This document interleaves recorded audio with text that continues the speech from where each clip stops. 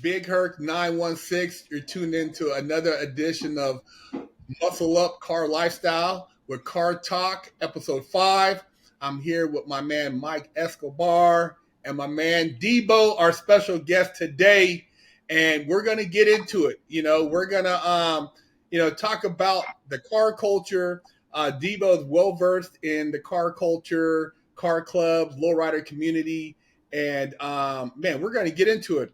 Mike, if you have anything you want to ask as far as Debo and the lowrider community. I know you're in the lowrider community, but he's been in it pretty deep, man. And some of the stuff we've talked about off camera is crazy, man. As far as like things he's seen and how they get out. He said basically that some of these car clubs are like basically car gangs. Damn, that's crazy because you might have heard of them. I used to belong to a car club called Uso Car Club. I was one of the original 5 chapters when they first started. The mother chapter was in the Harbor area.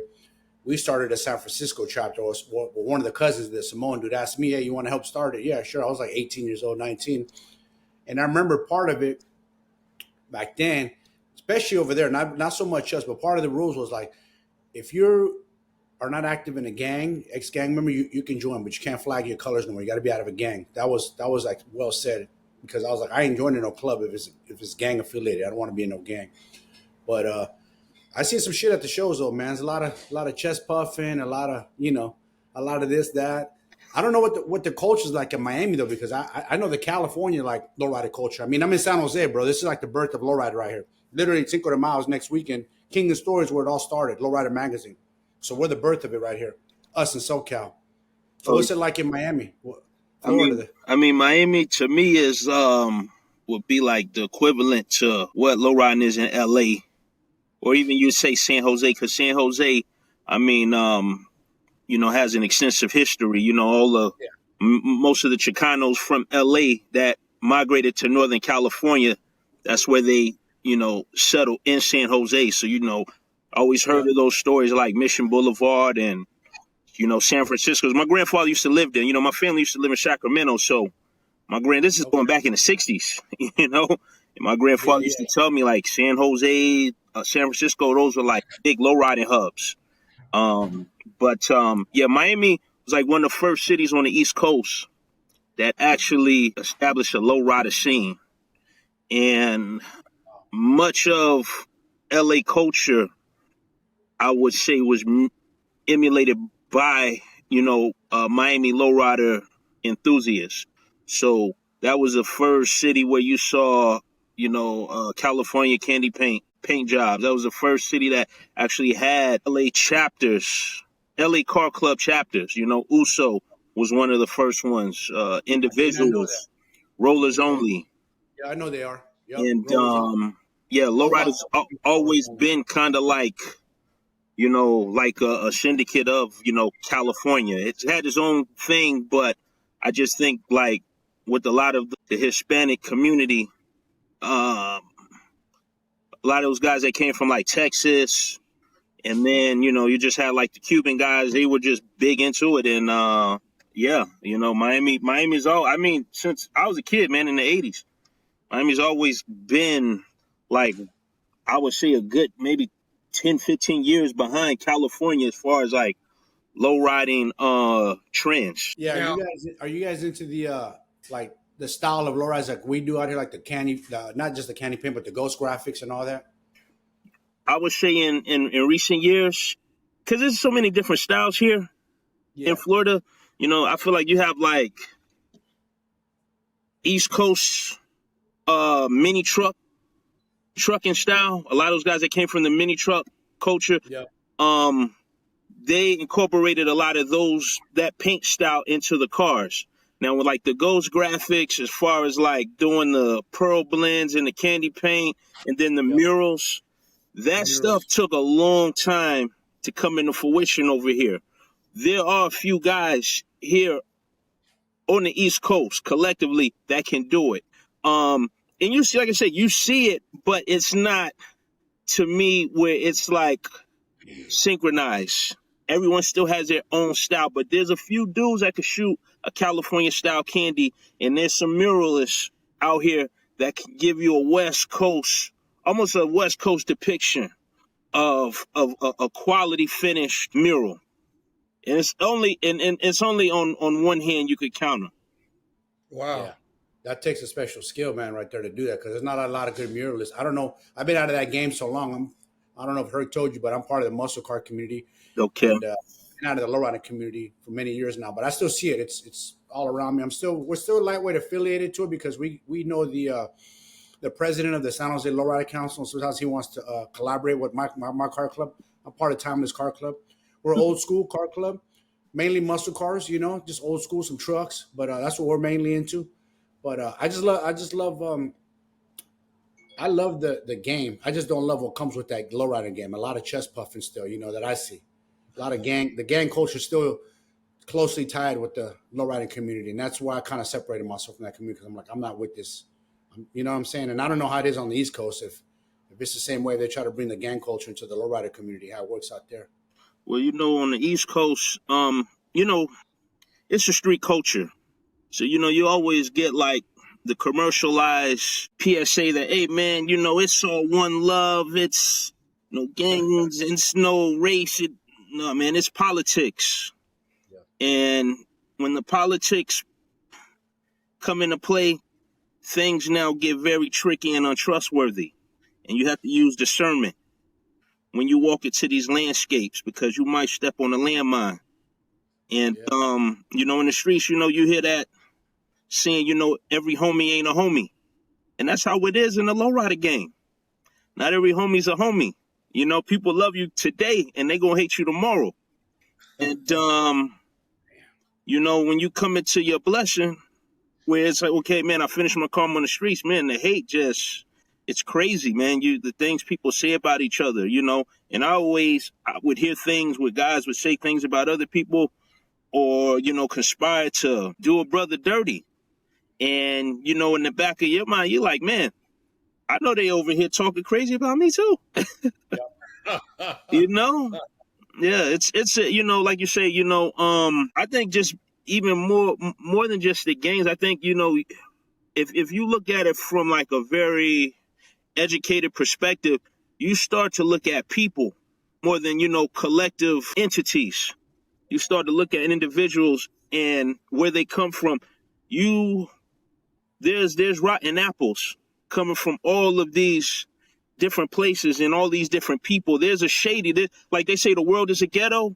The ghetto is like, it's widespread. That's what lowrider taught me. It taught me that, it didn't matter. It doesn't matter if that guy comes from the suburbs, if he's Caucasian, if he's Black, Hispanic. The ghetto vibration is everywhere, and the shadiness is everywhere. So, like I said, you just have to use discernment, and you have to be someone that knows how to assess character. So, like I said, you don't get caught up in, somebody, ends up victimizing you. Wow.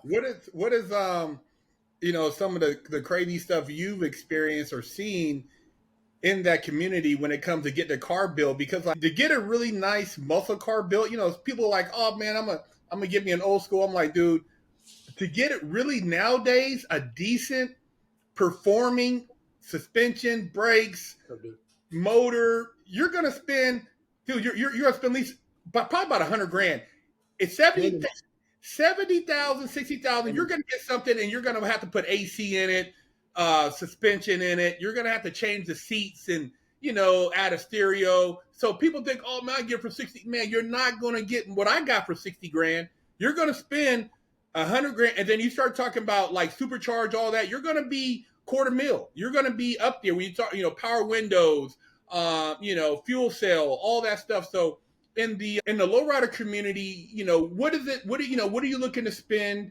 And what is some of the things? Because in the muscle car community, bro, I mean, I'm just now getting my car, hopefully, fingers crossed, out of electronic jail, and dude, then I got to go back to the paint guy. But these dudes, bro, they handcuff your cars, man, and it takes everything in your power not to want to bust somebody upside the head. Yeah, true. Big statement right there. Look, I'm gonna show mine. What I got probably a little over 200 in it. Oh wow, man! Oh, that's beautiful. It's been a SEMA 10 years ago, but I broke it down and went crazy, upgraded all kinds of everything, horsepower, motor, you name it, suspension. And how long has your car been in the shop, Mike? Been in jail 7 years, dog. And see, you know what? Hopefully she gets paroled soon. She's close though. She's close. You know what though? I after listening to I listen to car stuff all during the day when I'm working. I don't feel bad because the average person I hear, they say anywhere unless you're fucking a Kevin Hart or somebody, but the average person, it takes like 5 years, 3 years if you're really lucky, 18 months if you're like you're and that's 18 months is for a driver. I mean, somebody get in and out and you're lucky if they got all the parts. But typically in the muscle car community, you're talking, if you're building, probably like, 3-4 years. It's not like a turnkey type situation. So, people think, oh, unless you go buy something done. And a lowrider community, I would think like most of those guys, like in the muscle car community, you don't want to buy somebody else's shit. You want to have your own personality out there. So, how does that work, Debo? Do people, going through the process about what would you spend? And then do people want to buy somebody else's lowrider and roll around in their shit knowing that it's been at all these shows? There used to be this slogan, built not bought. And then, as years progress, you start to get different people coming from different professional backgrounds, people like Currency, the Wiz Khalifas. They started to get heavy into purchasing lowriders, and they revised it, bought not built. And the reason being is because the headache of building a car, many of those people that you go to for their services, they're not widespread. We're not in an era where, you had that older guy who knew how to create body lines from a newspaper. That skill is almost extinct. And then, you factor in, like we were talking off camera about, trade schools. A lot of those things have diminished. So, sustaining that trade where it would be, utilized in this space, like I say, it's not something that's widespread. So, when it takes a long time for your car to get built, it's because those people who provide those services, you can only single-handedly verify those people. And, anybody that, prides himself as saying, I'm a lowrider, they're going to want to build their car. But the truth is, it's going to take, man, sometimes it might take 10 years. It might take 10 years, man.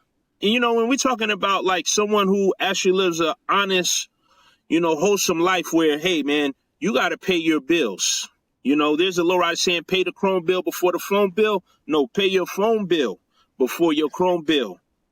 Pay your rent, pay your mortgage, because no one respects a man who can't pay his bills. And there's a lot of guys out there who have, $100,000 cars, but they don't have nowhere to live. Or live in apartments and shit, be flossing with their badass cars. We used to see that with ballers back then. They got a Mercedes and chains and watches. Bro, you live in an apartment though, dog. What are you doing? You should be having a house first. Then get your whips later. They do ass backwards. Yeah, well, the game, it doesn't really teach us financial literacy. It teaches us, materialism, popularity, but you never really get the game on, how to transcend into a responsible adult, because, the game is based on being irresponsible. It's really like a teenage thing. That's what lowriding was. It was for the youth, and that mindset never went away. So, those guys who are like doing it on that level, hey, man, I got the houses and stuff. They're in their own little sector. You see them every now and then, but most times the popular guys, they don't really have it together. Many of us don't. What do you think the average budget is for like a nice lowrider? And I don't know what nice be considered in that community, but I've seen some like at the Promoter Roadster show. I've seen some like, just like some really sick ones on Van Nuys when I used to live in the Valley, on cruise night. I mean, what are these guys putting into these cars? I mean, what are you looking at? Paint and body, motor, pumps. What does that add up to? Man, these days, I mean, when I came in the game, 20 years ago, you could build the lowrider. Like, I mean, this is just a basic lowrider. Paint, switches, rims, mild chrome, undercarriage, $10 to $15,000, and that was you could get a whole lot for a little. Now, nah, those days are gone. You're gonna spend, I say, 60, 70,000 or more. And some people might, see this video and they're gonna say, "Oh, nah, man, I could build a car for a whole lot less." But that's you being your own resource. When you have to deal with other people, you might pay for one service 2-3 times, because that guy's going to definitely juice your pockets, and that's just what the game is about. Leverage. Let me leverage your pocket to go and, pay this shop bill. Let me leverage your pocket to go and pay for the paint for the next customer's car. That's why I say, the game is like a Ponzi scheme. You're buying into something, but, you don't always get back what you put in. So this is why everything is so inflated as far as cost, Well, when you're talking about like a mural paint job, I mean, like some of those paints I've seen at like the super shows is crazy, man, with the murals. What does something like that run with, with the stripes, the candy, what is somebody paying for something like that? I mean, it all depends on the person who's doing it. I remember there was a guy from LA. He came out to New York and he did some work for a club member of ours, and they never really negotiated on a price. But when it was all said and done, this guy, he painted and patterned the whole entire car. And the painter told me, he said the guy paid for his ticket, gave him like $200 and sent him on his way. But if you would have saw the work, I mean, just based on the standard, you probably pay. I mean, it to me was like a $10,000, pattern job. And there's guys, that's what they start at, anywhere $10,000 to $20,000 to do, a pattern job these days. Yeah. Yeah, that's about what I would say in the muscle car community. Because I mean, the last car I got painted was around 10 racks, and then it goes up from there depending on how much body work and how many coats of clear. Then all that adds up. Because people think, oh man, I can get a good paint job for like $3,000, $2,500. I'm like, dude, 20. You're not. I mean, are they? What are they? Are they basically masking off everything, not taking off anything? I mean, are they prepping the car? It's like, these cars that go to SEMA, and you talking about like good guys at the high level. Those paint jobs, 50 racks, 30 racks. I mean, a nice interior. Dude was telling me they start off at, one dude was saying, man, these guys start off at 30,000. And that's for 2 seats and no back seat. So, I know the game has changed. There still are people who can do your interior maybe for like, 3, 4, 5,000. But I know like certain shops, just because, and they got people who are going to pay it, they charge that. DJ Designs, my boy DJ Designs out here. He's got a SEMA award. He does a lot of work for East Bay Muscle Cars. So I passed off my 68 Camaro to a friend of mine in Sacramento. He took over the build, took over the project. And he quoted my boy, check this out. Hold on to your seat for this one. Quoted my boy, do everything. I'm talking everything. Seat, system, the whole shebang, dash, everything. Custom trunk, everything. $150. Damn! 150 brought me out of the seat. 150. I thought he was gonna say like 50. All right, that's probably about right. Dude, he said $150. I go, whew. I ain't never heard no shit like that, but he's getting Wait a minute, bro. $150. That's only interior. Interior, seats now, everything from scratch. Built seats, dash, panels, system. What else? Probably console. Is he rewiring the whole car? That I do not know. I mean, dude, you're talking about, because I mean, top. He's doing the convertible top, but still, I'm just like, what the fuck are you doing? Because you can go already get the seats. You already have seats. Yeah, you have the shell. Rewrap them. Or you can get the 2 front Recaro seats and rewrap them to your liking and do the back seats to your liking because you already have the template for the What back. kind of car was it going in? What kind of muscle car? 68 Camaro drop top. Damn. He does. You know what it is? He does a lot of fab work on the dash, the console. He does shit. He does crazy work. I'll give him that. Yeah, but even that, I've seen like that guy. What's his name? Stitch by Slick, and like what's the guy in San Bernardino who does all the guy Gabe's Interiors. Gabe. I mean, dude, he does sick ass shit. I mean, and I talked to Gabe's cousin out, and he's got his relatives. They Armando's Customs. They do interior, but I mean, dude, like you spend like 40, 50 rand, you get like the works. I mean, billet knobs and all that. So you say 150, goddamn, what are you? I mean, God, that's no.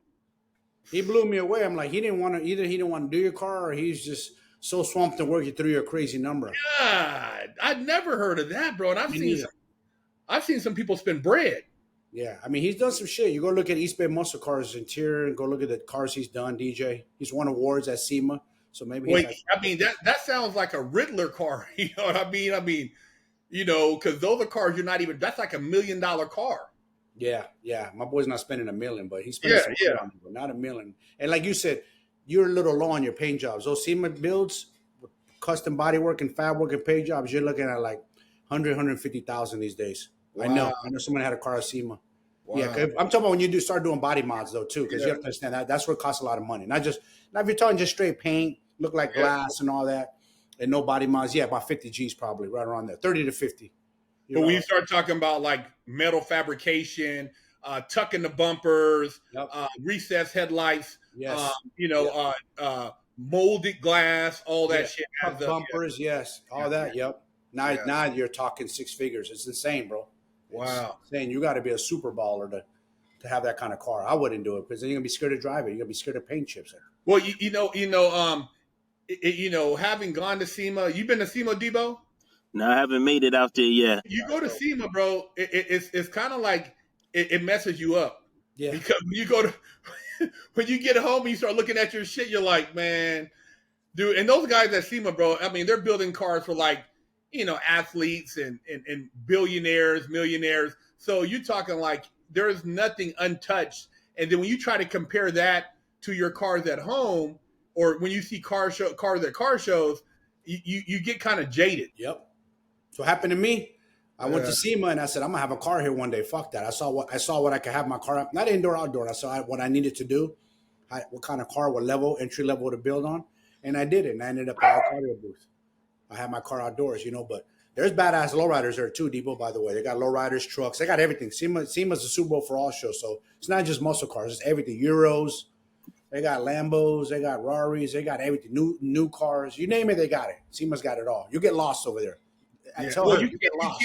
You can't see everything. No. You can't see everything. It's hard. It's hard to see everything. I usually go, me and the wife spend 3 days there, and bro, I really just go to Hot Rod Alley. Yeah. Hang out there, and then you can't even like the other hall where you don't even have time to go because there's so much stuff in Hot Rod Alley. You can stand in one car for like 2 hours and just be like, just tripping off of all the different shit. You know what I mean? And the performance stuff. All the vendors. There's vendors, bro. That's like there's so many vendors you can't even you get stuck at a vendor for like 2 hours.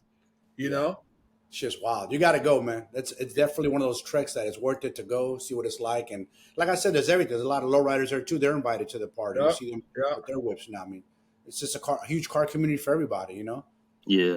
So what's me and Mike were talking about how, like, some of these dudes, they get somebody's car and they take a deposit, and then you go there, like, 6 months, a year later, the car's still sitting there. It's missing parts. I just had a homie. He said he went and dropped the Chevelle off. It's been there, he said, for like 8-9 months. He said then it was missing trim, side mirrors were gone. And he told the dude, I'm about to smash you, bro. You better have, when I come back next week, you better have my parts back on my car, and I'm getting it out of here, or I'm going to have to put hands on you. What have you seen as far as just the disrespect? Because, people do it all the time, even in the supercar community. There's, these guys. I seen a guy. This guy spent $80,000 on a twin turbo 911 Porsche, getting the motor redone, the turbos, everything, and the motor blew like a month or two later. And then he got into it with the builder, and then he ended up selling the car because he lost all all interest, man, because he got beat up so bad on the build. Yeah, no, I mean, yeah, you can definitely fall out of love with your car just from your car being, in the care of a shop or, someone that you trust. And then, you come to find out that, the integrity of your car has been compromised because things from your car has now gone missing. Mm-hmm. I experienced it. Roof line and trim missing, moldings missing. Place where you got your car at, they're selling the parts off. It's a real thing. I mean, there were guys, in my car club who took their cars to certain shops. One guy, his car's been at the shop since 2000, and it's been painted 3 times. The last I spoke to the guy, his motor was missing. He had a custom, it was like a 350 motor, brand new from the dealership, missing. Just shady stuff, man. Another dude I knew, he was building a 68 Impala.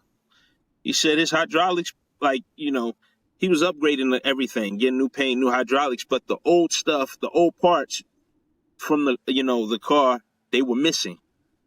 The dumps, stuff like that. And this stuff, you can repurpose it because over time it accrues value. So when they go to these shops, they're looking at your stuff and like, hey, what can I sell? And like I said, if you're not one of those people who is known for instituting violence, they're going to play with you, And there's just one of the downsides of, building a car that people don't really address is that you're going to go through that pain of struggle where you'll be spending more money trying to play catch up for someone else's inconvenience or someone inconveniencing you by taking things off of your car that's setting your bill back. So you got to go and spend money, take your car out of the shop, go to a different shop, and then reestablish a relationship with someone with the hopes that they don't victimize you, So that's why, when people like, man, I paid this much, those $100,000 bills are because that car was built at 2 shops, sometimes 3, 4 shops. So every time you go to a new shop, now it's a new bill, and it might be a little bit more because you're not paying for talent. Now you're paying for trust. And this is why relationships matter. Because if you don't have a good relationship, 9 times out of 10, that person's going to play you. They say that people do good business with people who they respect. And most times in the lowrider space, it's more disrespect than it is respect. So you have people figuring out, all right, how can I go and seek validation from disrespect? That's why the corruption is so widespread, man. Everybody, their self-esteem, it's already been fragmented. So they're trying to figure out, how can I get in the good graces so I don't get played? No, you're going to get played. It's just how you're going to respond to getting played. Are you going to play it the hard way and go to the end zone, or are you going to quit? Most dudes do quit because it takes a long time. You made a great point there. And, I was telling Mike that going forward, I always try to talk to somebody who's had their car at that shop previously, to see how they were treated.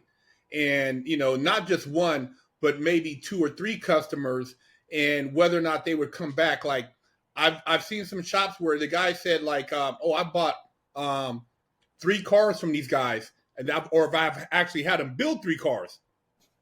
That says a lot. If somebody's had a shop build 3 cars and they're working on a 4th, like I've heard from Roadster Shop, the guy's like, oh yeah, I got 3 Roadster Shop cars. I'm like, that tells me these guys are upstanding, good dudes. They're on point. Like I was listening to them, a guy who had them build some cars.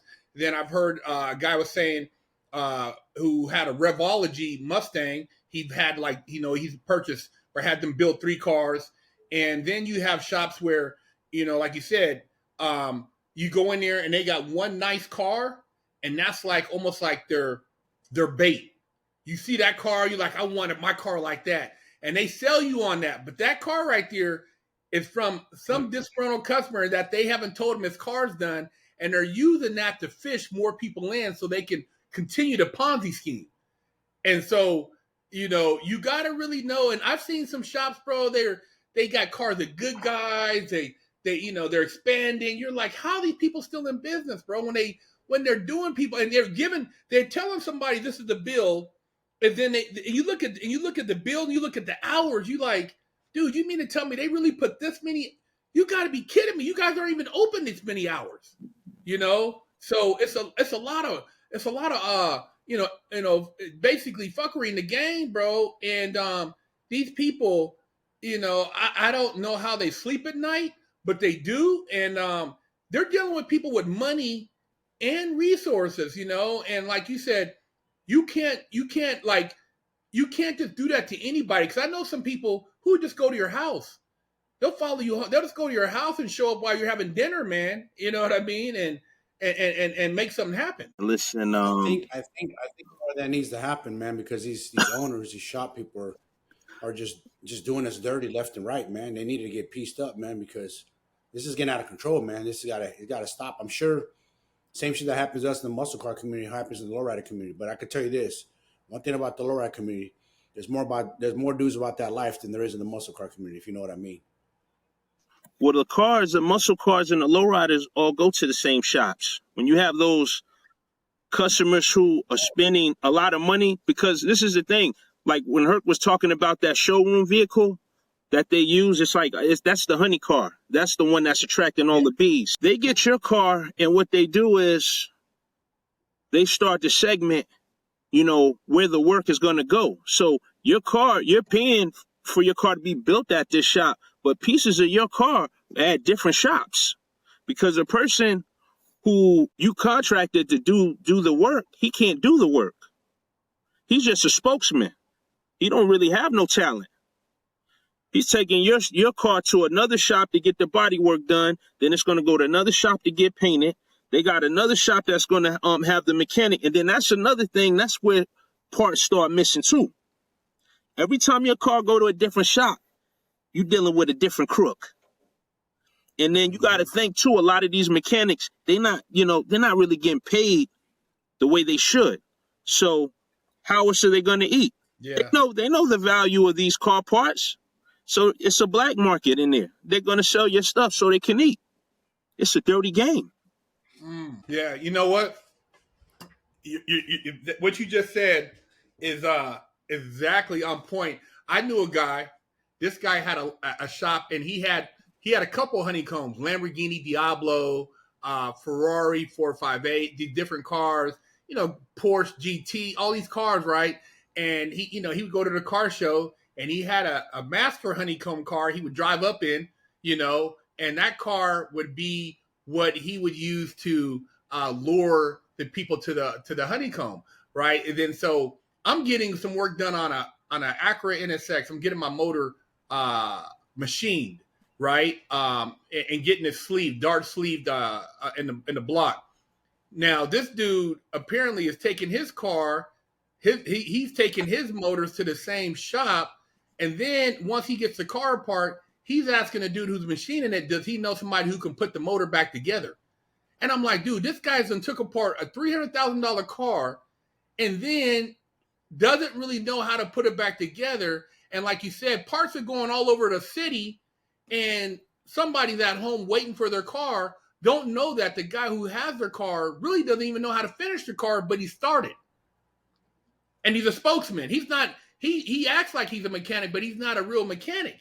So it's crazy, man. Like, you know, you see that and it's like, dude, and that's in the supercar community, you know, exotic car community. And I've dealt with it in the muscle car community. Mike's dealt with it.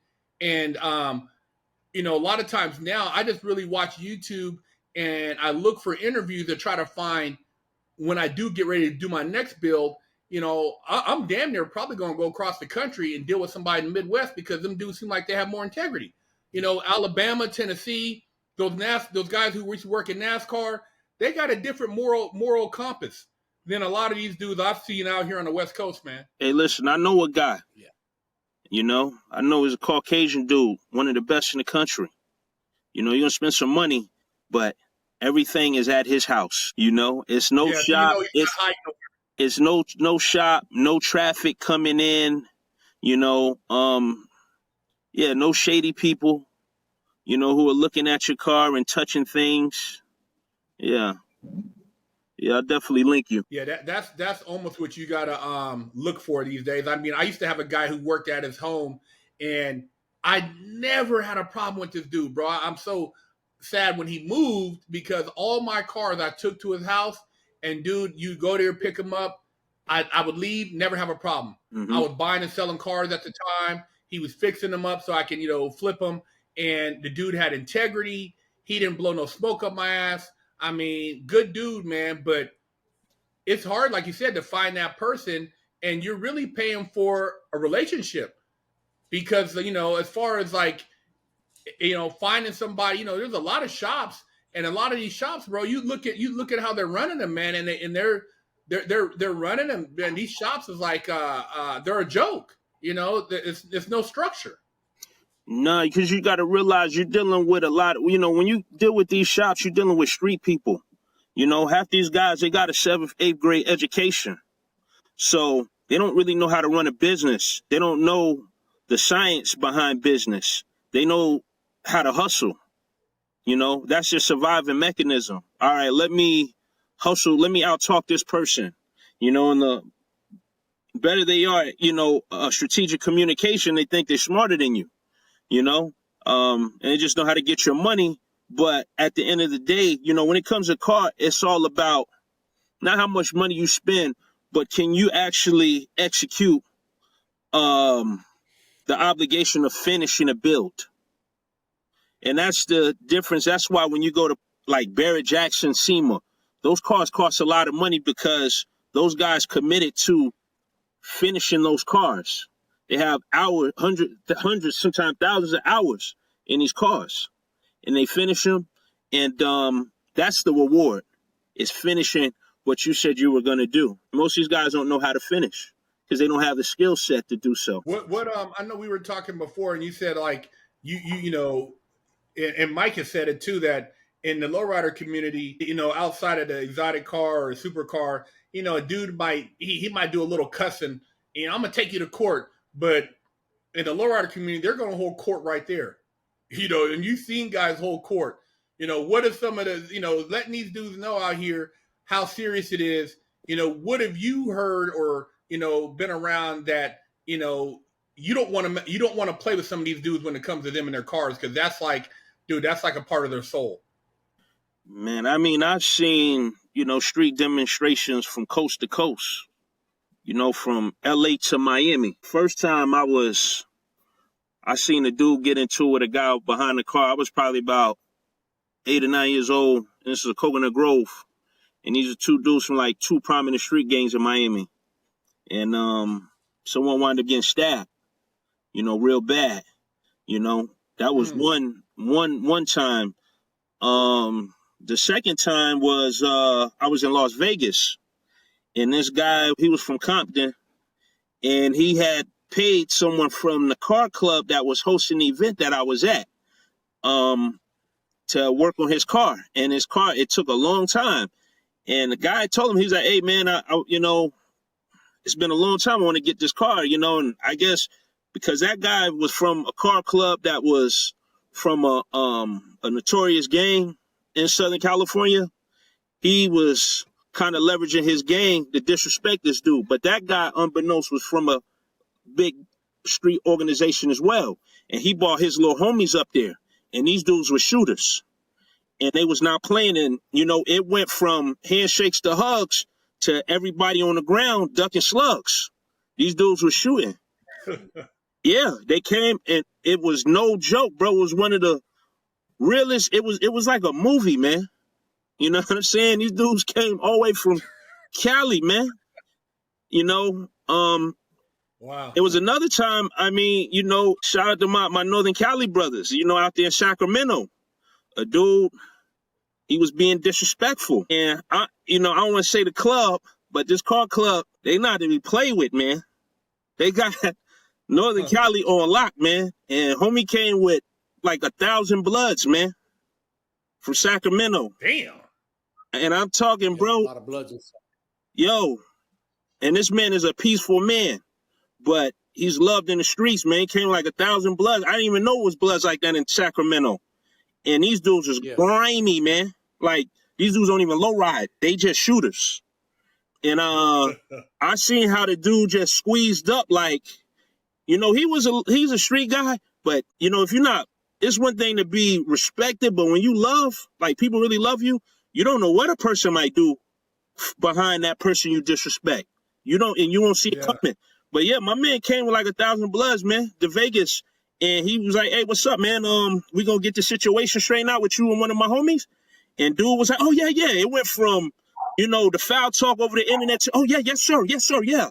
You know what I'm saying? And when that dude went and pulled that shirt up and was about to squeeze, you know, his temperature changed and the tone of the conversation changed. So I seen some real gangsters.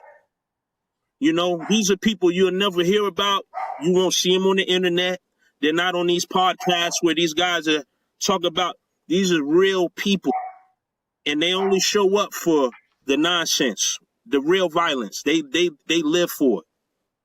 So like you're saying, the disparity between the muscle car and the lowrider game, because it's still so heavily entrenched in the streets, and not even the streets, in the prisons.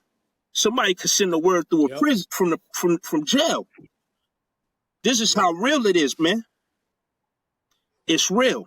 And that's why a lot of people they're scared to low ride because they know, like, you never know. Yeah. You gotta a lot of people don't know this too, but when I was in the low riding game, and there's people in the muscle car game that are ballers. You get it twisted. There's people that move dope in the muscle car game, but the lowrider game, a lot of motherfuckers are moving dope and they're doing a lot of big heavy transactions.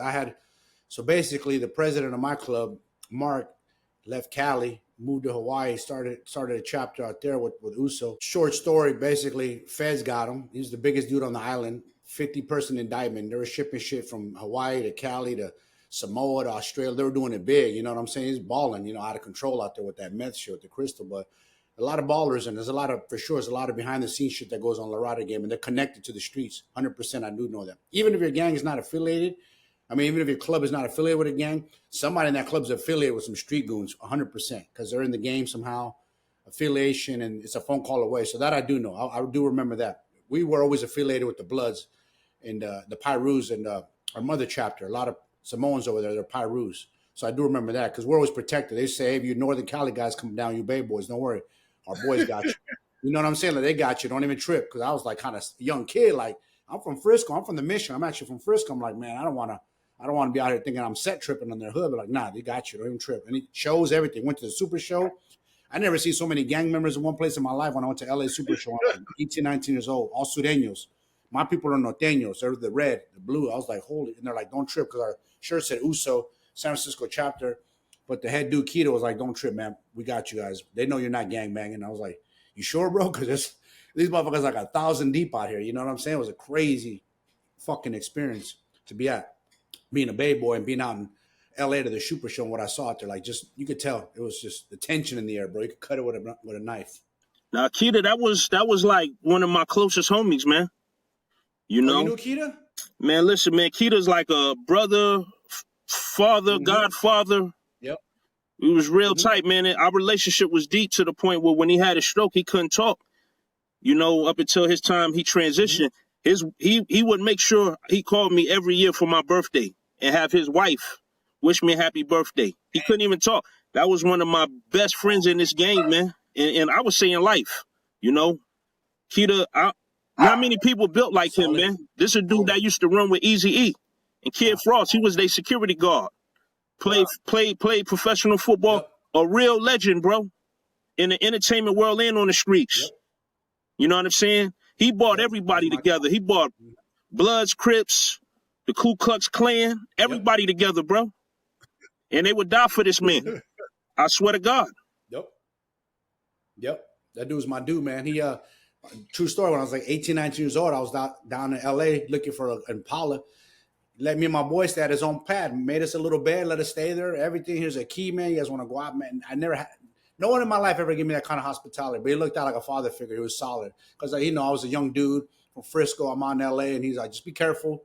Make sure you call me if something jumps off somewhere. If somebody harasses you, let them know you know me. And just a solid fucking dude. That's who started. I started the chapter with his cousin in Frisco, the Uso Car Club. We're part of the first 5 chapters with a boy named Rich Leolau, same last name as him, and then Mark was his cousin too, the one that went and dipped off to Hawaii. But yeah, he was solid, bro. Keto's a love dude, bro. Nah, Solid. man. I think it's still the biggest car club. Yeah, it still is the biggest. Yeah, nah, he definitely had the biggest car club, man. You know, and everywhere. This is a guy that in the Samoan culture, the way that they they have open affection, with each other. They'll kiss each other on the cheeks. So that's how he greets you. He'll kiss you on the cheek. And I'm talking gangsters, dog. He'll kiss you right on your cheek. I watched this guy. What's up, Big Oos?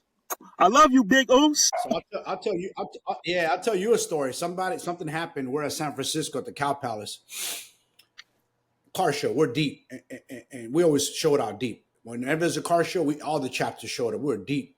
Somebody did something to a member of ours, and fuck, all hell broke loose, man. We Samoans in my chapter, I don't want to say who, just got heated, and it popped off.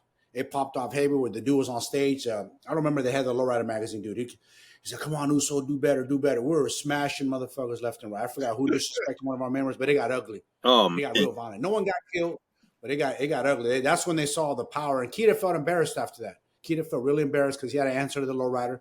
The owner of the Lowrider magazine is like, yo, man, my bad. We don't get down like that, but somebody disrespected one of our youngins, and shit just popped off. It was ugly. Man, shit was crazy. See, now look at this right here. You guys have never met, and look at how smart a car community is.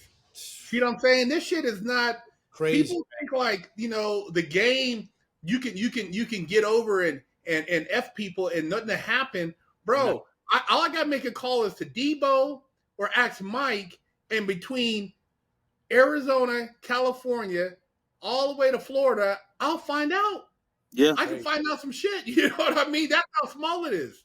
Yeah, you know what I mean? You could definitely make one phone call, and a person's whole resume will be right there, and this is why I say, be mindful how you treat people, because a person won't think twice, when it comes time to expose you or dispose you, know? This game is small. So, if you win it, treat it with love and care, because you just never know who you might need tomorrow. I mean, I done been all over the country, man, all over California, Vegas, Texas, Chicago, Detroit, up and down the East Coast. I done met everybody that's somebody, and I know who's real, who's fake, and I know who's a real G and a wannabe. Mm-hmm. You got to have them type of contacts, and I always tell people, I said, man, if you are who you say you are, then you ain't got nothing to worry about. But if you're out here and just like on this internet, man, and you making up stories and you saying this and that, dude, I get emails. It's like, dude, where'd that guy say he was from?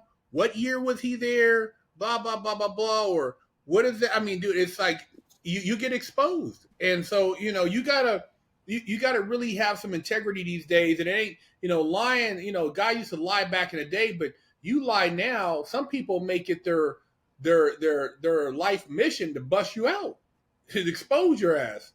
So you're better off, just keeping it 100. I know you're working on a Lowrider right now. What are you working on, man? What kind of car are you working on? And what would you say is the most coveted cars, top 5 in the Lowrider community? Well, I still have my Cutlass. It's currently at Scrape House Customs out in Maryland. Shout out to my brother Dana. I would say right now, as far as like top 5, definitely, anywhere but from a 56 to 64 Impala. Those years. Those are like the most sought out years of, Impalas and just overall lowriders, 56, 57, 58, 59, 60, 61, 62, 63, 64. Those are the vehicles that You know, if you want to make a statement, you want to let people know, hey, man, my nuts hang. That's the difference between the men and the boys, you know. And Snoop said it best, if it ain't a Chevy, don't raise it up. So, you know, we all have, you know, we got to start somewhere. But I think everyone who low rides, you aspire to get into that bow tie category. And, you know, when John Singleton did Boys in the Hood, he changed the game. You know, when we see Ice Cube in that 63, man, listen, everybody wants, still to this day, a 63 rat convertible. You know, LeBron James, I mean, my boy just built a car for LeBron James, a 63 Impala, you know, called Boys in the Hood. Yeah. So, you know, I would say that's, you know, just to answer your question, top 5, 61, 63, 64, 59, 57. Yeah, those are usually like, That's true. And just based off of resale value as well. These are cars that are going to always be repurposed. You know, whether in the lowrider space or just in the, you know, the classic car collection community. Is that what you would pick too, Mike, as far as top 5? Yeah, he's right. Because I too, I was a young dude, but I wasn't on that level. I eventually had a 63 Impala, but at first I started with a Cutlass. I had an 84 Cutlass Supreme, 10 batteries. 6 batteries, 10 switches from back side to side. Burgundy, Ghost Graphics. I had the velour top with the small window in the back. 13.7 Roadsters with the cap. I couldn't afford the gold Daytons, you know. So you make do, you know. That's like he says, entry levels, different levels in the lowrider game. And then you graduate to like the big boy shit, like the Impalas. And now when you got an Impala all tricked out and decked out, now you're playing with the big boy shit. But he's right. You gotta start something with levels. For me, yeah, it would be I'm not really a 58 kind of guy. I like the 61 through 64, and I do like the 59s. I like the eyes in the 59. 60 is cool, but I like the 59s, the cat eyes. But I like that 61 bubble top. That's because you know what we would do with that in the muscle car community. Ooh, the bubble top, bro. That to me, yeah, and make that thing I would make it a goddamn a monster hot rod, dude. I'd be killing them because it's classy. It's got the low rider, but it's also muscle car, and it's a Chevy. Yeah, dude, you pull up in the 61 bubble top, clean with the glass. Oh my god, bro, you shitting on them. You shitting on them. Yep. Put some 20s all the way around. Oh man, put a supercharged 427 LSX 6-speed baby with a roaster shop chassis or Art Morrison. You're going. That shit's sick. You got it on the ground. Yeah, coilovers just looking pretty with 20s all the way around. Wherever you take that car, there would be a crowd because somebody old school growing up was like, bro, I remember my grandfather or my cousin or always. That's just, you know, you can't lose that car. You can't lose. That's one of the cars. If I want to eventually build on the road, but that 61, you don't see a lot of them for sale either. No. Oh no. I know. Hey, by the way, real quick before I forget why you're on here, if you're ever looking for Impalas, bro, and you guys are searching and you need, I got a dealer for you. It's called he's my guy on Instagram. I never did business, but everything I've heard and the feedback's been good. And I'm friends with him on Instagram. I think it's called Impala's Midwest Deals. He be having good ones. He has a 61 for sale right now, Herc, actually. Oh, shit. Yeah. So I told him, my money gets up there right, man. I'm going to snatch one from him. But I want a 61 too. Yeah, I want a 61 too. That's on my bucket list too. 63s are cool. 62s are cool. But I like the smaller body with the 61 because you could move better with that car versus a longer body. You know, hit those corners better, you know? Yeah. Shorter body. And you know, what's funny is back in the 90s, the 61 Impala was like, no one wanted them. They looked at them like ugly ass cars. Nobody in the low riding community wanted a 61. They looked at them like, oh, that's an ugly body style. Short, it's not long. It's not long like the 6 63, 64, 65. They weren't respected like that. Now 61s, whew, good luck finding them. And if you find them, you're gonna pay a pretty penny. Well, you know, Charles Clayton, when he came out with the 8-ball back in 1990, you know, I think it was like a game changer. I mean, we saw it in Steady Mama with Ice Cube. I forgot the dude who owned the car. He was a black guy from Compton. But yeah, it wasn't, the 61 wasn't like the go-to car in the 90s. But like I said, when Charles came out with that 8-ball, people, he had a following already, you know, just being in like all those rap videos. When they saw, you know, people saw it, they're like, oh yeah, I want to get a 61. But 61, I think just from like the classic car community, because lowrider dudes about the money. So if the value's high, they're gonna go get it. So I think because the 61 was such a go-to car in the muscle car community and the classic collectible community, that's why it became the go-to car. But people are like, let me buy this, pimp this out, and then sell it for, 100,000. Because, the Japanese were coming out there to Cali. They were buying up all those, 60 Chevys. All day. Yeah. I remember. I had a lot of boys who sell their cars to the Japanese, fix them up, build them, and just take them to Long Beach to the port, and the Japanese will pull up and cash out and pay you extra. You don't want to sell it locally. Sell it to them. They'll pay. To this day, they'll still buy your car. They'll buy your muscle car if you can find the right one. You know what I'm saying? They're car fanatics out there. People don't know, but I think Uso has a chapter in Japan, if I'm not mistaken. I'm not sure. I thought they opened up a chapter in Japan. I don't know. But Japanese are about that life. This dude right here, let me show you who I'm talking about. So if you guys, if you're ever looking for Impalas, bro, that guy, Midwest Deals, and seems to have a good reputation. He's fair price too, because I sometimes show him cars that are priced in Cali. He's like, ooh, too much. People always put like another 10 G's extra here in Cali, bro. Yeah. Cali is where you sell. You can't. Yeah, you got to get out of state. I mean, I watch a lot of these guys, and both of the barn finds are in Cali. There's your 61 right there, Herc. Oh wow. Clean. Oh, that's clean too. Clean, basic, yeah. He finds them, bro. That's what he does. Oh wow. I think he's asking 51. I gotta go look at what he's asking for. And who would have thunk it? A fucking 61 Impala hardtop going for 51 grand. You would have told me in the 90s, like, yeah, get out of here. You're crazy. These cars are probably going for like 10 G's back then, maybe 15 at most. And nobody paid attention to him, bro. If you just had a warehouse and stacked them up, trust me. I'd go back in time. I'd snatch those up, and he always got Impalas. Got 58s. He's got 59s. He gets them. He sold one for like 200,000, a 58, clean one. Damn, that one's clean. Look at it, basic. Yeah, he got him. Yeah, I forgot what he's asking for. What is your social media, Debo, so people can find you, man, if they want to tap in with you? Well, my IG handle is Debo the Don TV, 5DON TV, and I'm also on YouTube. Okay. Debo the Don TV, D-B. Okay, cool. Debo. And, Debo the Don TV, that's you? You see that? That's me. Yes, sir. All right, I'm going to follow you. All right, I'm going to give you a follow. Cool, that's me. I just followed you. Mike's Classics and more. Okay. Yeah, I appreciate you coming on, man. So, Mike, we racing to the finish line, bro. My mechanic, he called me trying to like, oh, man, when's your birthday? Oh, I'm going to have your car done for your birthday. I'm going to be able to fire it up next week. So I told the wife, you know what, man, I'm not going to get my hopes up until I actually get in the car. But, he's talking that game. It's supposedly all the lights and everything come on. The dash is on. Everything is ready to turn over. So I'll see, bro. But nice. I'm hopefully this May, I'll be in my car. I'll have my car. And I just contacted my painter.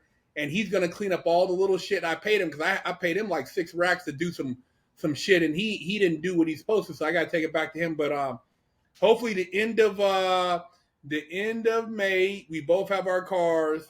We'll be able to start doing some photo shoots and some stuff in June. Debo, hopefully we catch you. I'll let you know when you come. When you come out here to Cali or the West Coast, we'll link up and do some more car talk, bro. I want to have you on here again. I appreciate your insight on the lowrider community. Yeah. And Mike, it's always a great conversation. But yeah, man, we're gonna be chopping it up and sharing this stuff, man.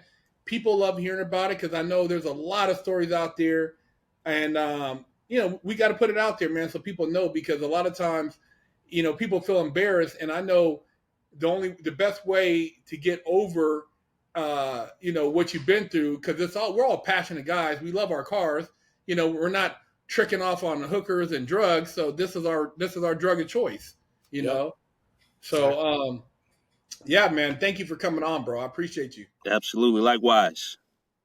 Nice meeting you, Debo. And we're chopping up some more, man. I know you got more crazy stories I want to hear. Oh, man, many more, man. We're going to, we'll connect, man. Yeah, for sure. All right, you guys. Big Hurt 916. Mike Escobar, Debo, Car Talk episode 5. Let's go. All right. Peace.